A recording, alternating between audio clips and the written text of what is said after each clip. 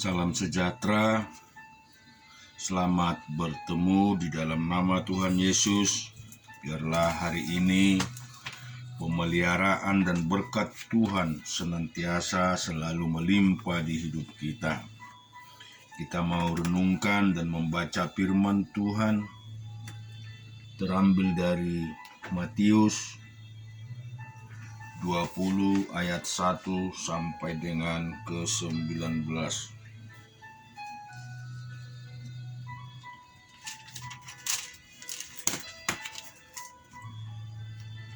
Adapun hal kerajaan sorga sama seperti seorang tuan rumah yang pagi-pagi benar keluar mencari pekerja-pekerja untuk kebun anggurnya. Setelah ia sepakat dengan pekerja-pekerja itu mengenai upah sedinar sehari, ia menyuruh mereka ke kebun anggurnya. Kira-kira pukul 9 pagi ia keluar pula, dan dilihatnya ada lagi orang-orang lain menganggur di pasar. Katanya kepada mereka, "Pergi jugalah kamu ke kebun anggurku, dan apa yang pantas akan kuberikan kepadamu." Dan mereka pun pergi. Kira-kira pukul 12 dan pukul 3 petang, ia keluar pula dan melakukan sama seperti tadi. Kira-kira pukul 5 petang, ia keluar lagi dan mendapati orang-orang lain pula. Lalu katanya kepada mereka, "Mengapa kamu menganggur saja di sini sepanjang hari?" Kata mereka kepadanya, "Karena tidak ada orang mengupah kami." Katanya kepada mereka, "Pergi jugalah kamu ke kebun anggurku." Ketika hari malam, tuan itu berkata kepada mandurnya, "Panggillah pekerja-pekerja itu dan bayarkan upah mereka, mulai dengan mereka yang masuk terakhir hingga mereka yang masuk terdahulu." Maka datanglah mereka yang mulai bekerja kira-kira pukul 5, dan mereka menerima masing-masing 1 dinar. Kemudian datanglah mereka yang masuk terdahulu, sangkanya akan mendapat lebih banyak, tetapi mereka pun menerima masing-masing 1 dinar juga. Ketika mereka menerimanya, mereka bersungut-sungut kepada tuan itu. Katanya, "Mereka yang masuk terakhir itu hanya bekerja 1 jam, dan engkau menyamakan mereka dengan kami yang sehari untuk bekerja berat dan menanggung panas terik matahari." Tetapi tuan itu menjawab seorang dari mereka, "Saudara, aku tidak berlaku tidak adil terhadap engkau. Bukankah kita telah sepakat sedinar sehari? Ambillah bagianmu dan pergilah. Aku mau memberikan kepada orang yang masuk terakhir ini sama seperti kepadamu. Tidakkah aku bebas mempergunakan milikku menurut kehendak hatiku? Atau iri hatikah engkau karena aku murah hati?" Demikianlah orang yang terakhir akan menjadi yang terdahulu, dan yang terdahulu akan menjadi yang terakhir. Ketika Yesus akan pergi ke Yerusalem, ia memanggil ke-12 muridnya tersendiri dan berkata kepada mereka di tengah jalan, "Sekarang kita pergi ke Yerusalem, dan Anak Manusia akan diserahkan kepada imam-imam kepala dan ahli-ahli Taurat, dan mereka akan menjatuhi dia hukuman mati, dan mereka akan menyerahkan dia kepada bangsa-bangsa yang tidak mengenal Allah, supaya ia diolok-olok, disesah dan disalibkan, dan pada hari ketiga ia akan dibangkitkan." Kita akan baca di Ayub 30 ayat 16 sampai dengan 31.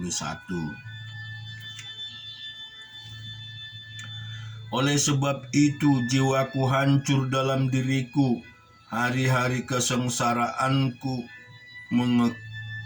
mencekam, atau pada waktu malam tulang-tulangku seperti digerogoti, dan rasa nyeri yang menusuk tak kunjung berhenti. Oleh kekerasan yang tak terlawan koyaklah pakaianku dan menggelambir sekelilingku seperti kemeja. Ia telah menghempaskan aku ke dalam lumpur, dan aku sudah menyerupai debu dan abu. Aku berseru minta tolong kepadamu, tetapi engkau tidak menjawab. Aku berdiri menanti engkau tidak menghiraukan aku. Engkau menjadi kejam terhadap aku. Engkau memusuhi aku dengan kekuatan tanganmu. Engkau mengangkat aku ke atas angin, melayangkan aku dan menghancurkan aku di dalam angin ribut. Ya, aku tahu engkau membawa aku kepada maut, ke tempat segala yang hidup dihimpun. Sesungguhnya masakan orang tidak akan mengulurkan tangannya kepada yang rebah, jikalau ia dalam kecelakaan itu ada penolongnya. Bukankah aku menangis karena orang yang mengalami hari kesukaran? Bukankah susah hatiku karena orang miskin? Tetapi ketika aku mengharapkan yang baik, maka kejahatanlah yang datang. Ketika aku menantikan terang, maka kegelapan yang datang. Batinku bergelora dan tak kunjung diam. Hari-hari kesengsaraan telah melanda diriku. Dengan sedih, dengan tidak terhibur, aku berkeliaran. Aku berdiri di tengah-tengah jamah sambil berteriak minta tolong. Aku telah menjadi saudaranya bagi serigala dan kawan bagi burung unta. Kulitku menjadi hitam dan mengelupas dari tubuhku. Tulang-tulangku mengering karena demam. Permainan kecapiku menjadi ratapan, dan tiupan serulingku menyerupai suara orang menangis. Kita akan baca juga di Hakim-Hakim 20 ayat 31 sampai dengan 48. Maka majulah Bani Benyamin menyerbu laskar itu. Mereka terpancing dari kota, dan seperti yang sudah-sudah, mereka mulai menyerang laskar itu pada kedua jalan raya, yang satu menuju ke Betel dan yang lain ke Gibea melalui padang hingga terbunuh.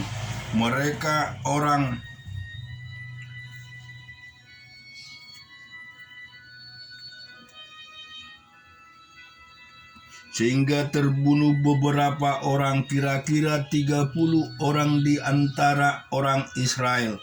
Maka kata Bani Benyamin, orang-orang itu telah terpukul kalah oleh kita seperti semula.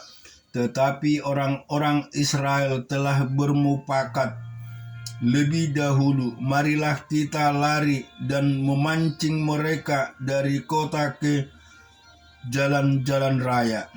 Jadi orang Israel bangun dari tempatnya dan mengatur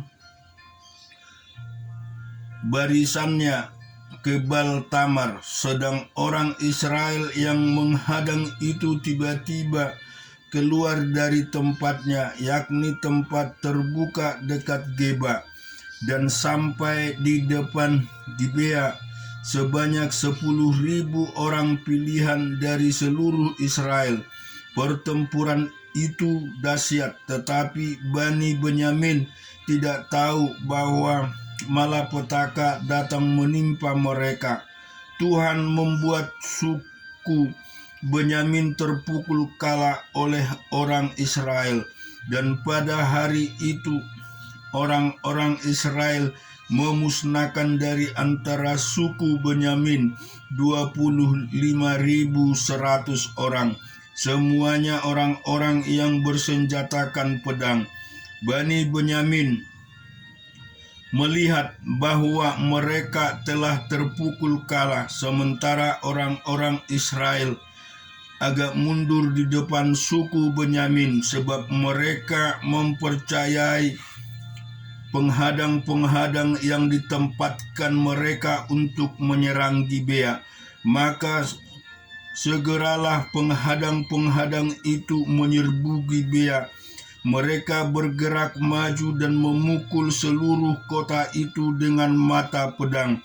Tetapi orang-orang Israel telah bermufakat dengan penghadang-penghadang itu untuk menaikkan gumpalan asap tebal dari kota itu. Ketika orang-orang Israel mundur dalam pertempuran itu, maka suku Benyamin mulai menyerang orang Israel sehingga terbunuh kira-kira 30 orang. Karena pikir mereka, tentulah orang-orang itu terpukul kalah sama sekali oleh kita seperti dalam pertempuran yang dahulu. Tetapi pada waktu itu mulailah gumpalan asap naik dari kota itu seperti tiang asap. Suku Benyamin menoleh ke belakang dan tampaklah kota itu seluruhnya terbakar, apinya naik ke langit. Lagi pula orang-orang Israel maju lagi, maka gemetarlah orang-orang Benyamin itu, sebab mereka melihat bahwa malapetaka datang menimpa mereka. Jadi larilah mereka dari depan orang-orang Israel itu ke arah padang gurun, tetapi pertempuran itu tidak dapat dihindari oleh mereka. Lalu orang-orang dari kota-kota menghabisi mereka di tengah-tengahnya. Mereka mengepung suku Benyamin itu, mengejarnya dengan tak henti-hentinya dan melandanya sampai di depan Gibea di sebelah timur. Dari Bani Benyamin ada tewas 18.000 orang, semuanya orang-orang gagah perkasa. Yang lain berpaling lari ke padang gurun, ke bukit batu Ribon. Tetapi di jalan-jalan raya masih diadakan penyabitan susulan di antara mereka 5.000 orang. Mereka diburu sampai ke Gibeon dan dipukul mati 2.000 orang dari mereka. Maka yang tewas dari suku Benyamin pada hari itu seluruhnya berjumlah 25.000 orang yang bersenjata pedang, semuanya orang-orang gagah perkasa. Tetapi 600 orang berpaling lari ke padang gurun, ke bukit batu Rimon, dan tinggal 4 bulan lamanya di bukit batu itu. Tetapi orang-orang Israel kembali kepada Bani Benyamin dan memukul mereka dengan mata pedang, baik manusia, baik hewan, dan segala sesuatu yang terdapat di sana, juga segala kota yang terdapat di sana mereka musnahkan dengan api. Amin. Tuhan memberkati kita semua.